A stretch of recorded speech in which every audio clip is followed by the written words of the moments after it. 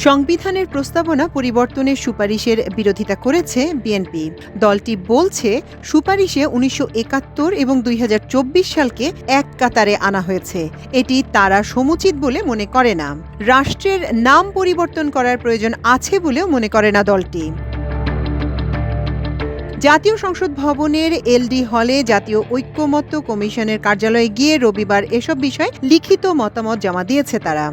পরে এক প্রেস ব্রিফিংয়ে বিএনপির স্থায়ী কমিটির সদস্য সালাউদ্দিন আহমেদ এসব বিষয়ে জানান। সংবিধান সংস্কার নিয়ে দলটির মতামত জানিয়ে তিনি বলেন, সংবিধানের প্রস্তাবনা, যেটি প্রি-অ্যাম্বল নামে সবাই চেনে, ওখানে ওনারা ১৯৭১ সালের স্বাধীনতা যুদ্ধের সাথে একই কাতারে ২০২৪ সালের গণ অভ্যুত্থানকে নিয়ে এসেছেন, যেটি আমরা মনে করি সমীচীন নয়। আগের প্রি-অ্যাম্বলই থাকা উচিত। ২০২৪-এর গণ অভ্যুত্থানের অংশটি সংবিধানের অন্য জায়গায় কিভাবে রাখা যায় সেটা পরে আলোচনা করা যায়।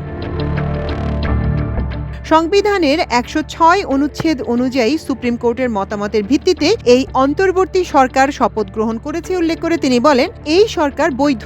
তারপরও বৈধতার সন্দেহ থাকলে পরে যখন অনেকগুলি ভেরিফিকেশন আসবে তখন অ্যাকোমোডেট করা যাবে। সংবিধানের রাষ্ট্রের নাম পরিবর্তন বিষয়ে সালাউদ্দিন আহমেদ বলেন, বাংলাদেশের মানুষ দীর্ঘদিনের প্র্যাকটিসের মাধ্যমে রাষ্ট্রের নাম মেনে নিয়েছে। এটা নিয়ে কতটুকু অর্জন হবে তা প্রশ্নের দাবি রাখে। এ বিষয়ে বিএনপি একমত নয়। সালাউদ্দিন আহমেদ সাংবাদিকদের বলেন, নির্বাচন ব্যবস্থা সংস্কারের কিছু সুপারিশ বাস্তবায়িত হলে নির্বাচন কমিশনের স্বাধীনতা ক্ষুণ্ণ হবে বলে মনে করে বিএনপি। সংসদীয় আসনের সীমানা নির্ধারণের ক্ষমতা জাতীয় পরিচয়পত্র সেবা ইসির হাতে থাকা উচিত বলে মনে করে তারা। নির্বাচন কমিশনকে দায়বদ্ধ করার জন্য সংসদীয় কমিটির হাতে ক্ষমতা দেওয়ার যে প্রস্তাব করা হয়েছে, বিএনপি সেটার সঙ্গেও একমত নয়।